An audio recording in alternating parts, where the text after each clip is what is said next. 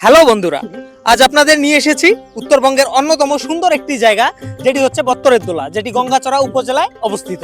তো এখানে আমরা আজকে আপনাদের এইটা দেখাবো যে এই জায়গাটা কিরকম, সেটা নিয়ে আপনাদের সাথে এক্সপ্লেইন করব।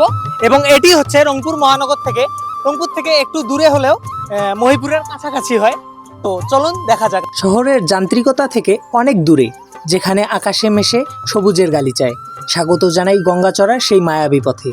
ওপর থেকে দেখলে মনে হয় কোনো এক নিপুণ শিল্পী পরম মমতায় সবুজ ক্যানভাসে এঁকে দিয়েছেন এক ফালি ধূসর রেখা। আমাদের গঙ্গাচড়ার এই চিরচেনা রূপ, যা বারবার মনে করিয়ে দেয় শান্তি আসলে কোনো অট্টালিকায় নয়, মিশে আছে এই মাটির গন্ধে। এই যে রাস্তাটি দেখছেন, এটি শুধু এক জায়গা থেকে অন্য জায়গায় যাওয়ার পথ নয়, এটি যেন এক জীবন দর্শনের গল্প। দুই পাশে অবারিত ফসলের মাঠ, কোথাও বা দোল খাচ্ছে ধানের শীষ, কোথাও বা সবজির সমারোহ। বাতাসের দোলায় যখন সেই সবুজ সমুদ্রে ঢেউ খেলে যায়, তখন উপর থেকে দৃশ্যটা মনে হয় কোনো জীবন্ত কবিতা। গঙ্গাচড়ার এই বত্তরের দোলা বা নিচু জমিগুলো যেন প্রকৃতির এক আশীর্বাদ। মাঝে মাঝে এই নির্জন পথে দেখা মেলে কর্মব্যস্ত কোনো মানুষের। হয়তো সারাদিনের ক্লান্তি শেষে কেউ ঘরে ফিরছে, কিংবা কেউ দুচোখ ভরে দেখছে নিজের শ্রমের ফসল।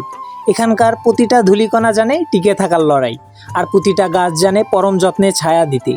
প্রকৃতির এই অকৃত্রিম ভালোবাসা কেবল এই গ্রাম বাংলার বুকেই পাওয়া সম্ভব।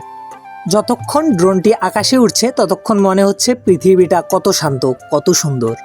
গঙ্গাচড়ার এই সবুজ শ্যামল প্রকৃতি আমাদের শেখায় থামতে, বুক ভরে শ্বাস নিতে, আর জীবনকে ভালোবাসতে।